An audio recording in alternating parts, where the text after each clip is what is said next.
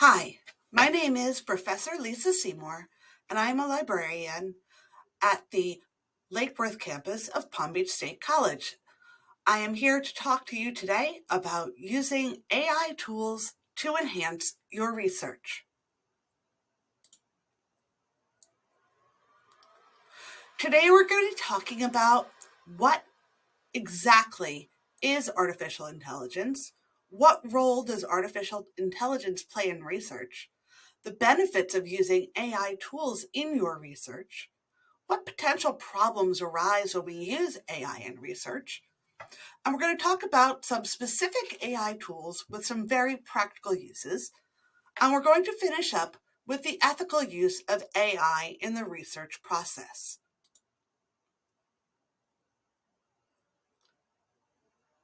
So artificial intelligence refers to the simulation of human intelligence processes by machines, and it allows them to perform tasks that typically require human cognitive functions. AI systems can analyze data, they can learn from it, they can make decisions, or perform actions based on that data. It is important to note that AI cannot think on its own.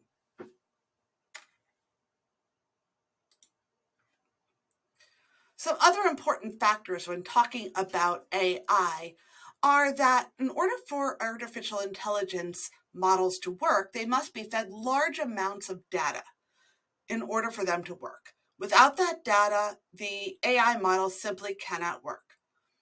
And many of these data sets are static. That means that the AI model is not connected to the internet and it can only search the information it has been fed.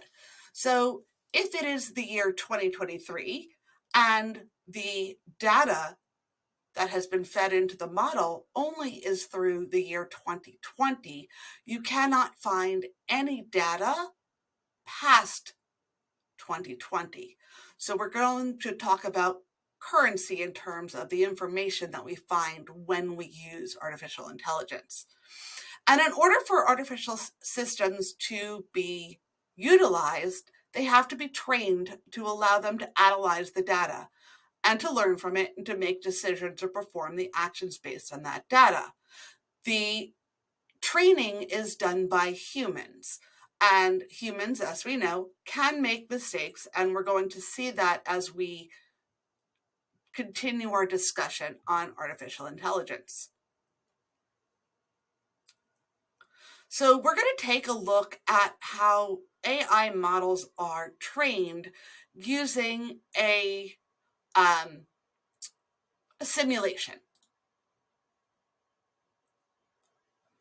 So the simulation we're going to use comes to us from code.org, and it's about the oceans.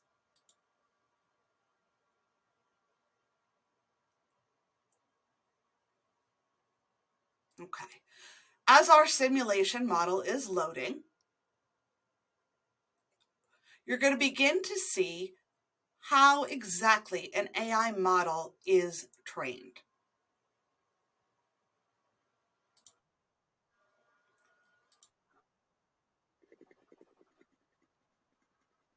So as you can see, it says AI does not know if an object is a fish or if it's trash, but it can process images and identify patterns.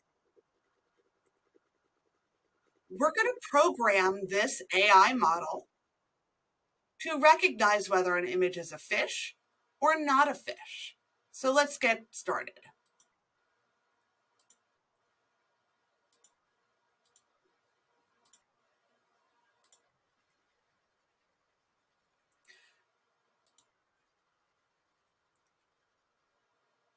Every time we add more data, we are making the AI model smarter.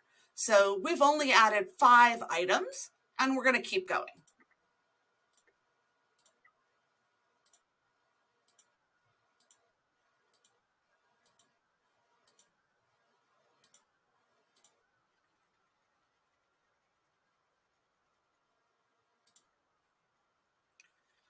So AI also learns from the choices we make when we're programming it.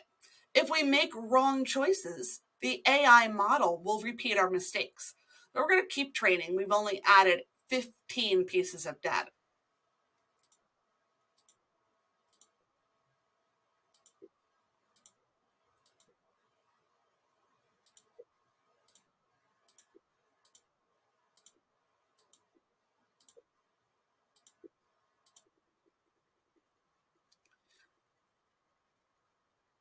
And as I said earlier, the more data that we load into the AI model, the more effective the output will be from the AI model. So we're going to keep training for a little while.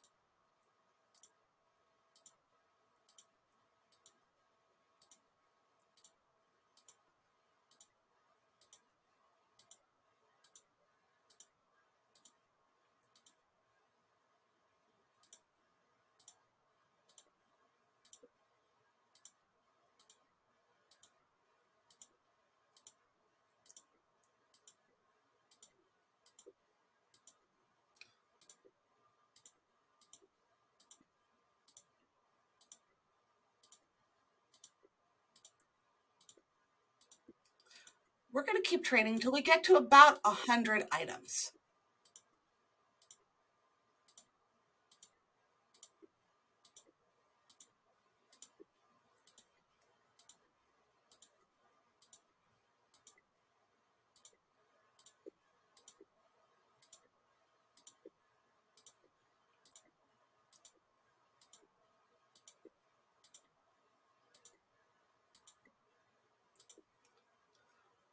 All right, we've reached our 100 items that we use to train our AI system. Let's see how smart this AI system is. Does it have enough data?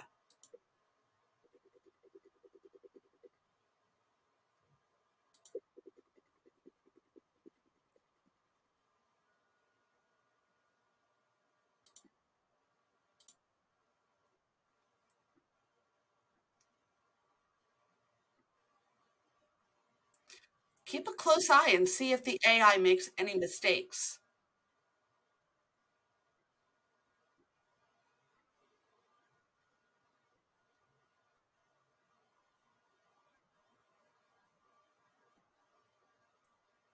As we know, AI is not perfect. Have you seen any mistakes? I know I have.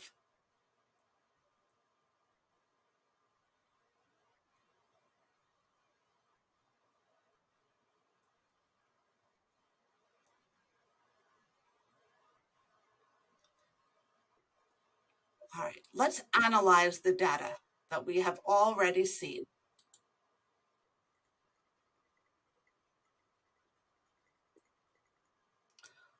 So it looks like we did a pretty good job.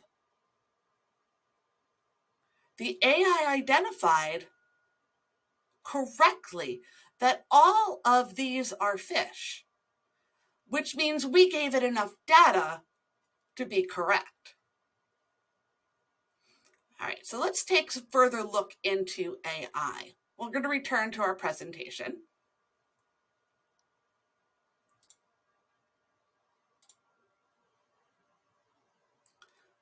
So AI can play a large role in our research process.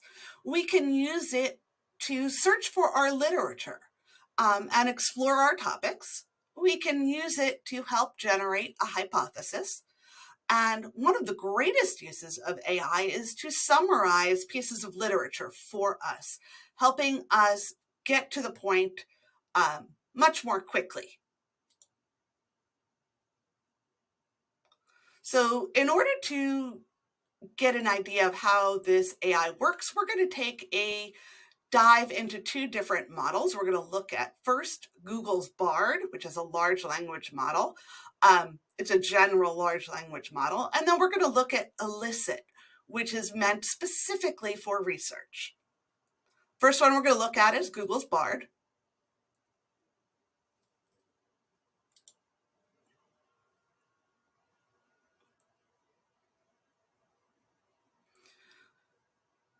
So as I said earlier, we can use AI for hypothesis generation. And since we're talking about AI, I'm going to ask it to generate a hypothesis for a paper that we could write about artificial intelligence and the research process. So please generate a hypothesis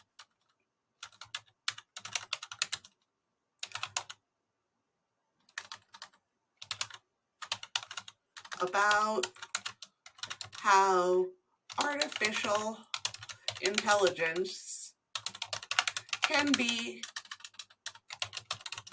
used in the college research paper to help students in an ethical manner. And let's see what Bard comes up with.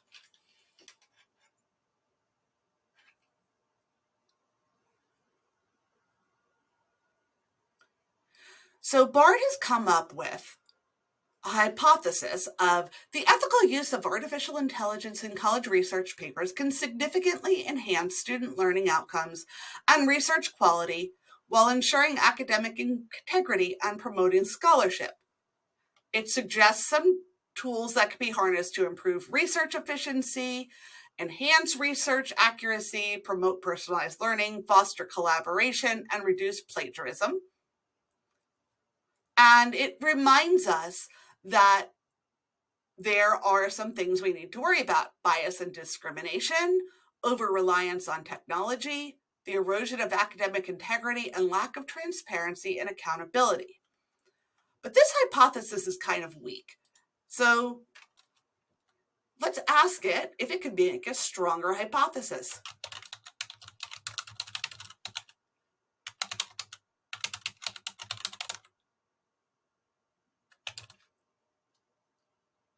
Can you make this hypothesis stronger? I need a hypothesis that can support a 4,000-word essay. So the better your prompts, the better your output. Again, it hasn't really given us what we're looking for, but it has given us a start, right? We still have the integration of AI-powered research tools, and it will lead to a transformative change in the college research experience, significantly enhancing outcomes, research quality, and the ethical conduct within the academic community. It tells us how we have revised upon the original hypothesis, and again, the benefits and the considerations. And then it talks about the educational initiatives to implement training strategies and its impact on the academic community. So not only has it given us a hypothesis to work with, it has given us some ideas to help us generate our research paper. Now, any use of artificial intelligence in any part of the research process must be cited using either APA or MLA format. Now, let's see what happens when we ask Google's Bard to find us some research. Can you find me some sources to support this hypothesis?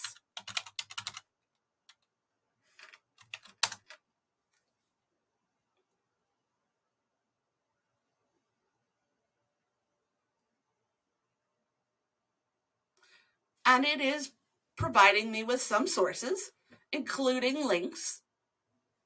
Now, the thing that we need to know is every piece of research that we get from AI must be evaluated.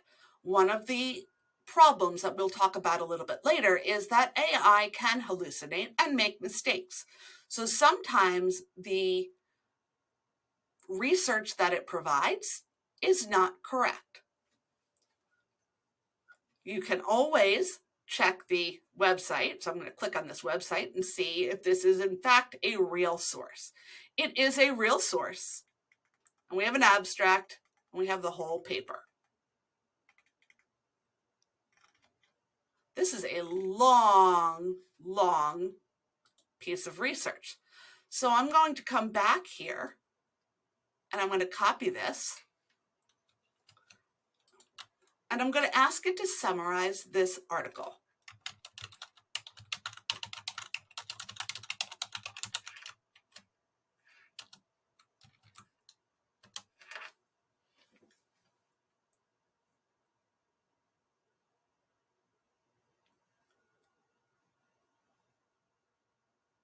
Now, this is a very, very short summary, but you'll be able to get an idea if this is something that you want to investigate further.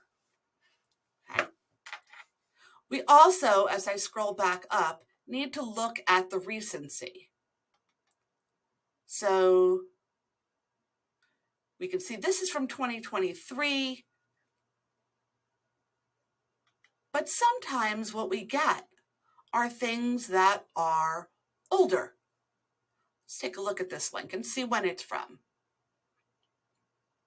This is about a forum that's going to take place on 2024. Is this going to help us in our research? Probably not.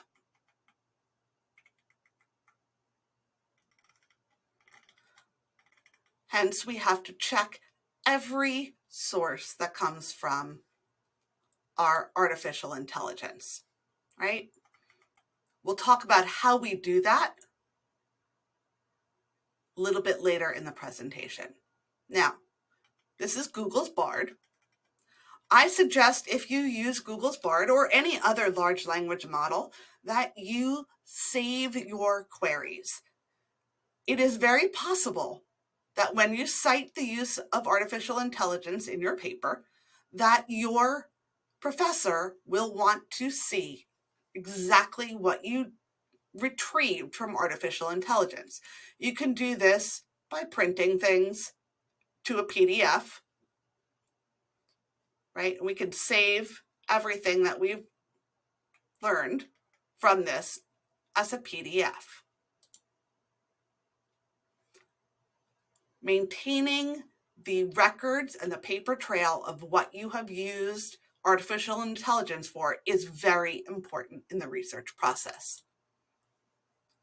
So that's Google's Bard.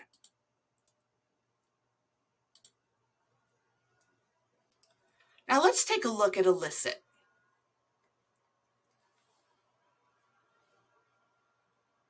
Right from the beginning, we can see that Elicit is different. And as you can see, I was using it to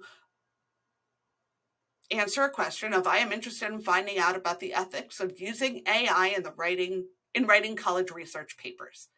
However, I'm going to do a new search today. I'm going to go back to Google's Bard, and I'm going to copy our stronger hypothesis.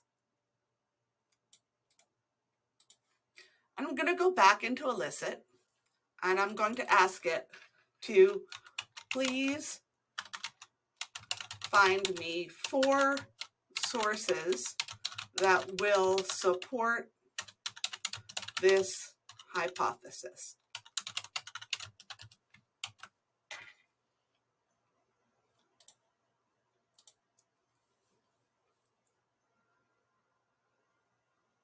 And let's see what Elicit comes back with. Elicit comes back with summaries right from the get-go.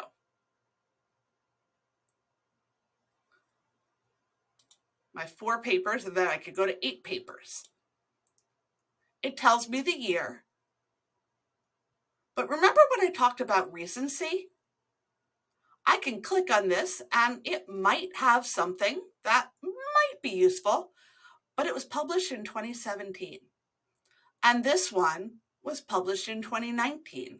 It's important to note that while these are good academic sources, I'm going to click on this. What didn't exist in 2017? ChatGPT did not exist in 2017. So we need to talk and be aware of the recency of the research that we find using artificial intelligence. So that is illicit. I would suggest that you explore these and other models on your own, because prompt engineering is something that is an art, not a science.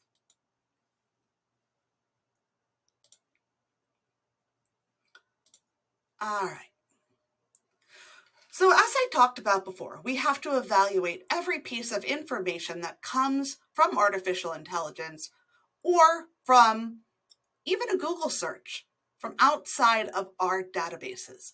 This rubric, which will be available to you in the Canvas course, I'm going to go ahead and move my photo so that you can get the QR code and download this piece of useful tool. It's a really useful tool. It talks about the currency, the relevancy, the authority, the accuracy, and the purpose. So if we were looking at that piece of research from 2017, and we look at the recency, right, the currency, the site has been created or updated within the last 2 years. This is 3 years old, more than 3 years old. This would only get 1 point. So we need to be very, very careful when we come to evaluating our research that we find both using Google or artificial intelligence. And this CRAP test rubric, designed to keep only good research in your research papers, is quite helpful. Another way we want to look at verifying the reliability of the sources is called lateral thinking. And these are going to be your fact-checking skills.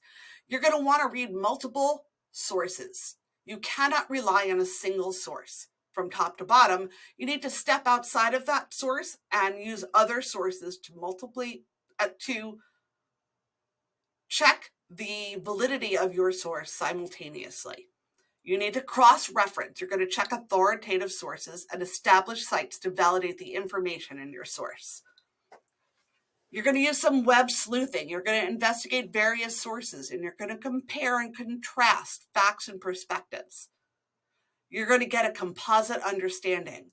By laterally reading, you're going to get an incredibly well-rounded piece of information that will help shape the fragmented, complex landscape of online information. It's going to help you not only validate the facts, but to understand the context, the biases, and the reputation of the sources that you're consulting. And of course, you're going to fact check. You're going to uncover potential biases, some misrepresentations, misinformation, and inaccuracies. It is important to use both the CRAP test and lateral reading together to make sure that the sources you are finding are credible. So, some benefits of using AI tools in writing. The Palm Beach State College does provide you with a premium subscription to Grammarly. And this is going to help enhance our writing skills. It can help identify the correct grammar and style errors and help you produce a more polished written work. You can use AI as a writing assistant. It can summarize complex concepts and research, and you can break it down for you so you can quickly get to the main points of the study or the article, and you can know right away whether or not this is an article you want to verify or not. So, like with anything, there are some potential problems that come with the use of artificial intelligence in research.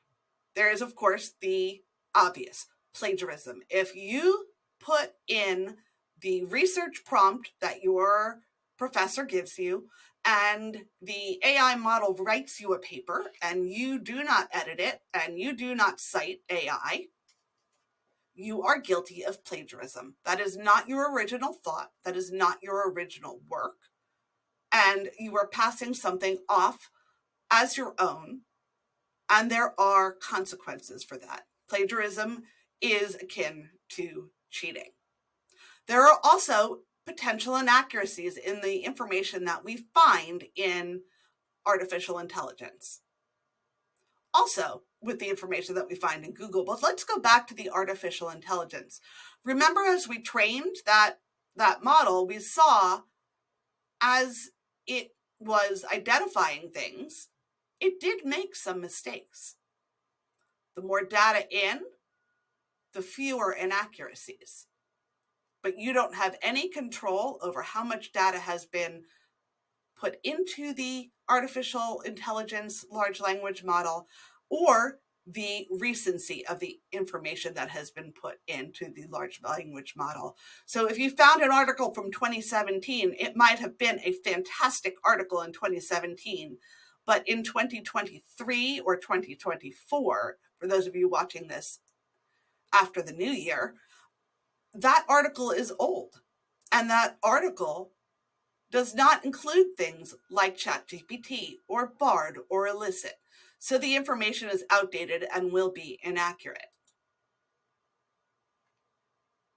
The other potential problems we want to talk about are bias. There can be bias in the research that we find. Both reading laterally and the CRAP test will help us identify that bias. And we want to make sure that we understand and recognize that some of the information that we get will be biased. Particularly since it's humans that are training the artificial intelligence models. And if humans are training them, whatever biases the human that trains the model possesses will be present in the artificial intelligence model. We like to think of ourselves as unbiased, but we all have our own unconscious biases, and those will be present. And again, the currency of the information. If the information is not current, particularly when we're talking about something like artificial intelligence, the information will be outdated and inaccurate. Another thing to think about when it comes to AI and research is that AI should complement traditional research. It should not be used to replace it entirely, right? Yes, we can use artificial intelligence, but we also have to use our traditional methods of research. The first one we're going to talk about is JSTOR. Now, JSTOR is one of the most wonderful pieces of traditional research. It is a fantastic database, and JSTOR has some beta AI tools built into it right now, and hopefully it will be available to all of you soon. But let's take a look at JSTOR's beta AI. So here's JSTOR.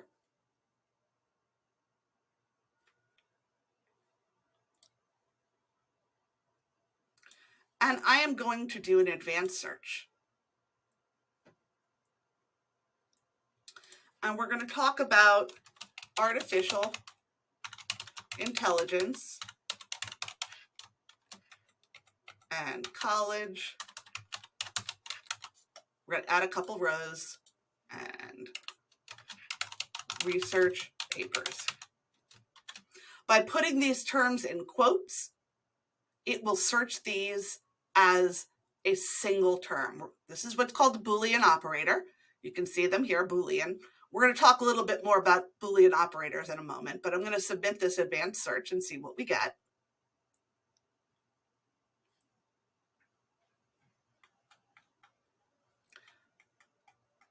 Let's see.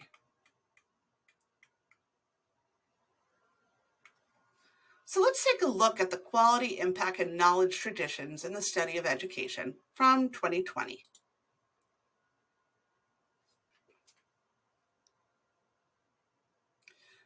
And we can see right away that the AI bot comes up.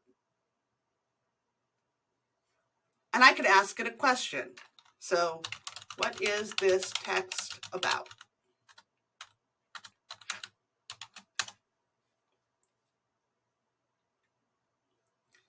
And it gives me what it's about.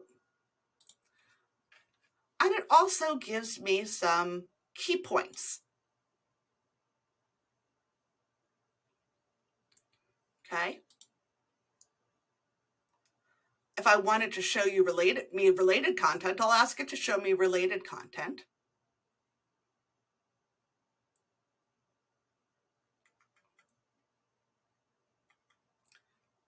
And this doesn't seem to be what I'm looking for. So I'm going to go back to my sort, back to my results.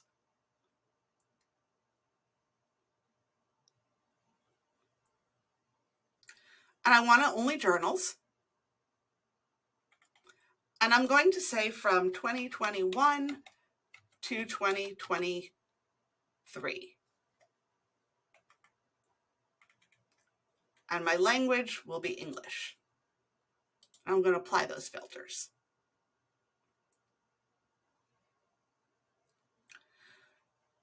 So we seem to have gotten more what we're looking for by narrowing our search. So I'm going to click on this editorial note. It's a journal article.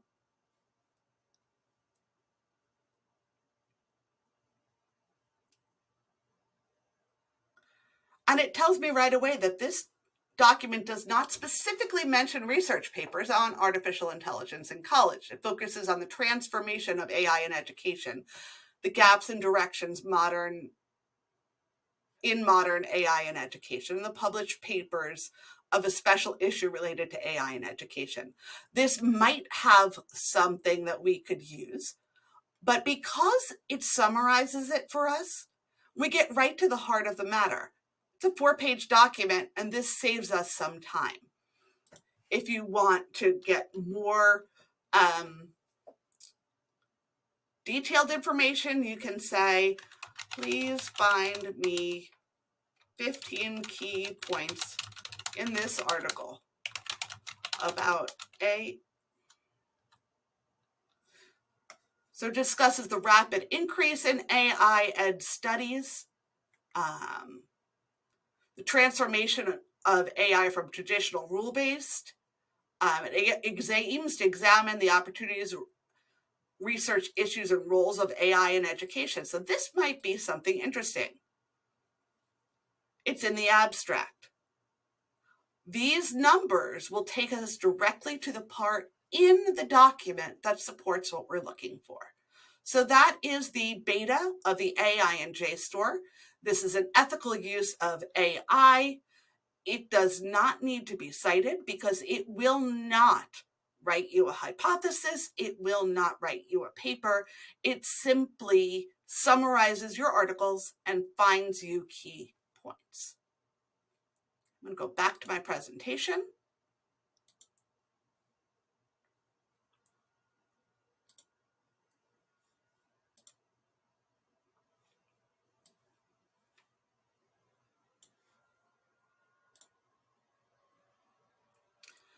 So we're going to talk about the Boolean operators.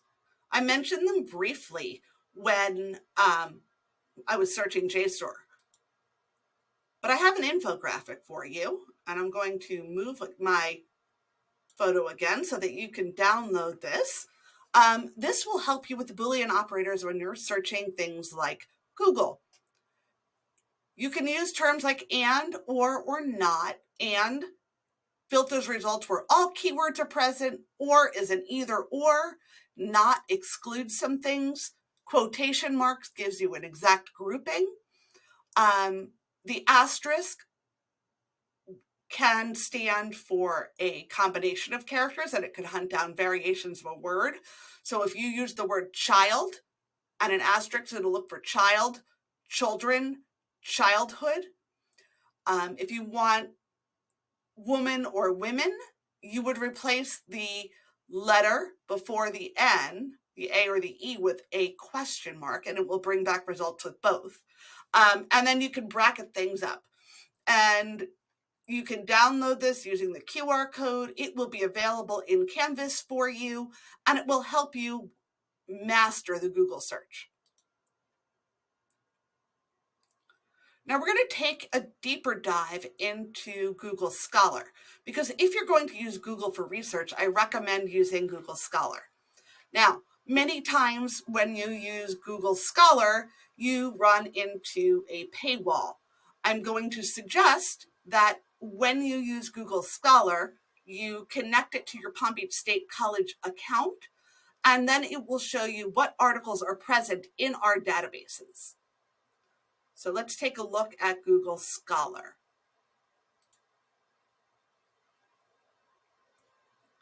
So in my profile, you can see that I have everything. I've been verified at Palm Beach State so that when I search, it is going to bring me results that are at Palm Beach State College and let me know which ones.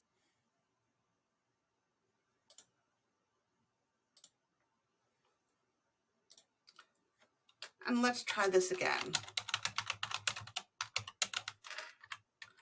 In education and uses in research.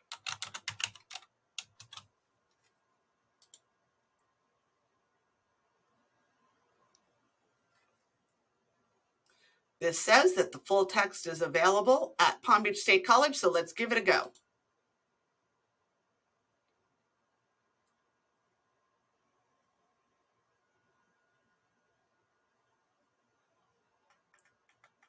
We get the abstract and we get the full paper because it is available at Palm Beach State College. Okay, so this helps your Google Scholar be much more useful to you. Back to our lecture.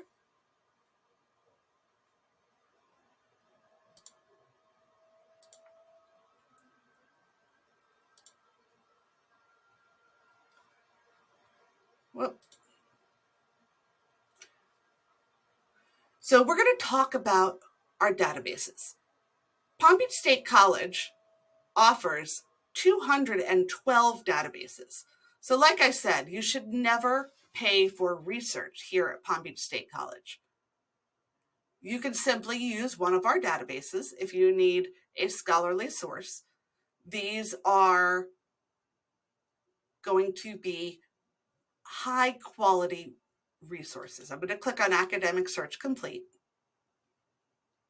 It's from a service called EBSCO. Again, I'm going to do an advanced search. And I'm going to look for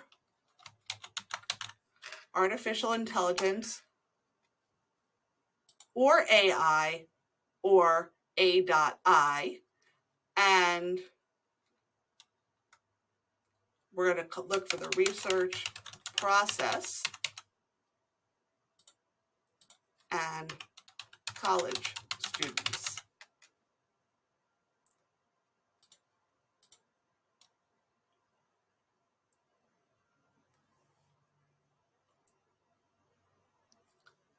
I wanted to make sure. See? Using those limiters helps.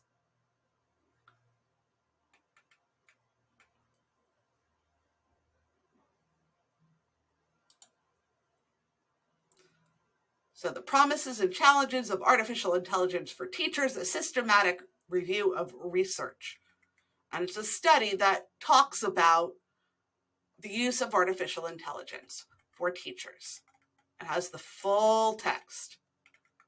We never want to discount our Palm Beach State College databases. They will provide excellent resources, and they are available to you free of charge. Okay.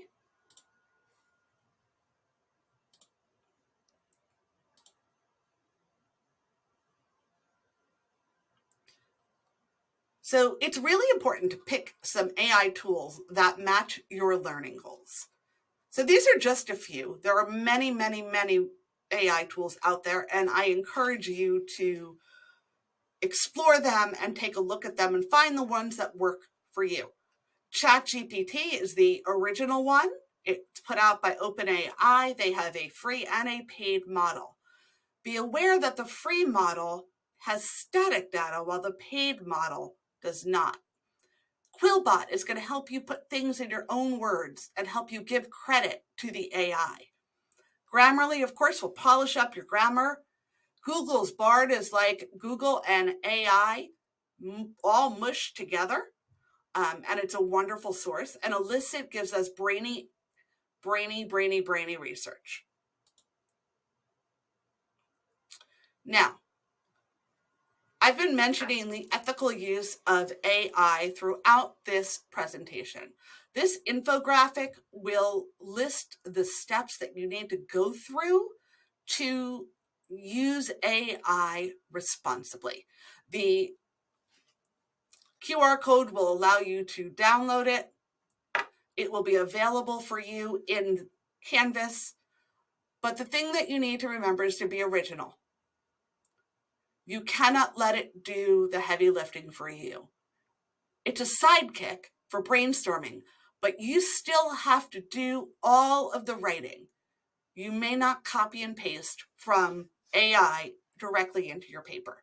You have to fact check everything that comes from generative AI. As we know, it can hallucinate. We need to give credit. If you get any ideas from generative AI, you must cite your sources. AI is there to help you, but you have to use your own thoughts and ideas in this paper.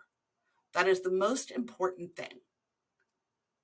Otherwise, it is plagiarism, and that is an ethical violation. Please keep all your personal information private. We really don't want to put anything personal into AI-generated bots. Stick to your school-related topics.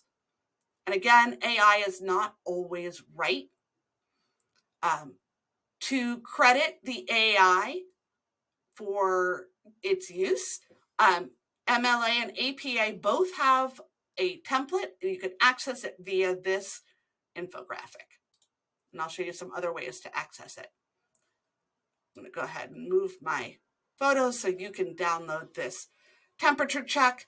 You need to gauge where you are with your use of AI, and this temperature check can help you. If you wrote the entire assignment without any help from AI, you know, as long as you didn't copy things word for word from their sources, that you have no academic integrity violations.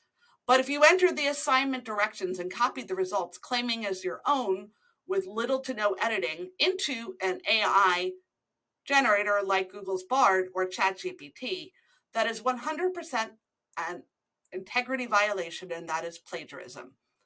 And you can see as we work from green all the way up to red, you do not want to get beyond this light orange color.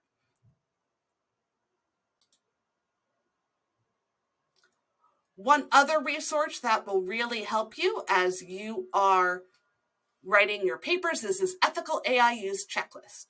You can actually check off whether or not you are playing fair and square within the ethical guidelines. So get this, print it out, and use it. Some of the things you ask yourself, did I cite any AI used to complete my assignment?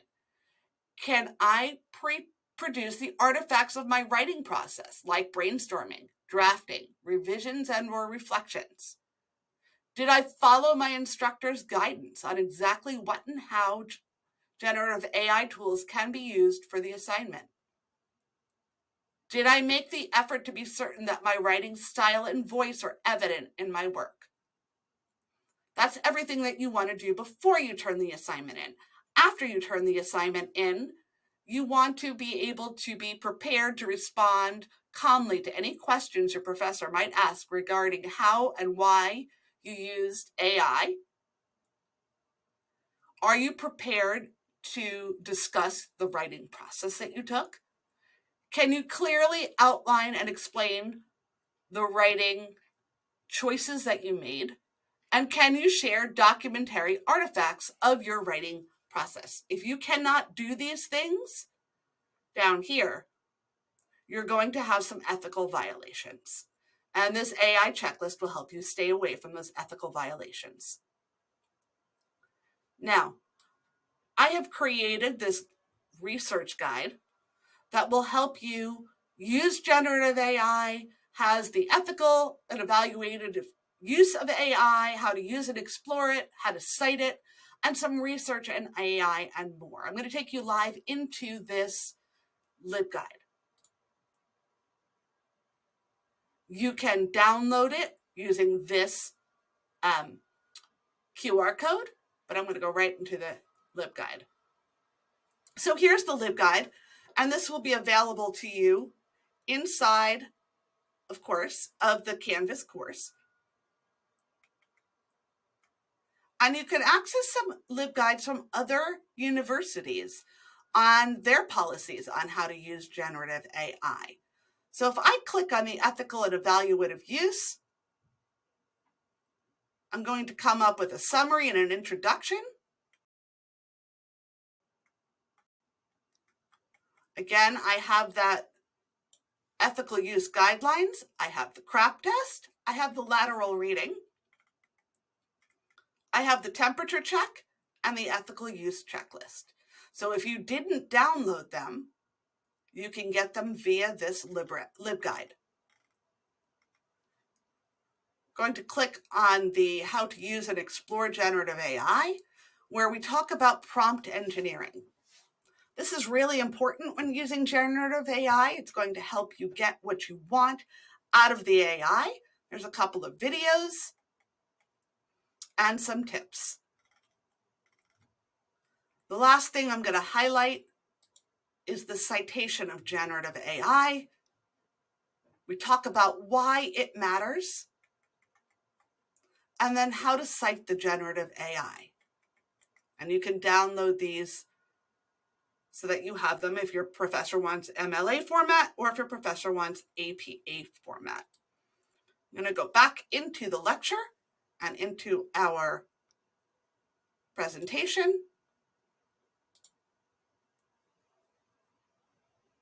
If you want to get back to this presentation, this is the QR code that will take you there.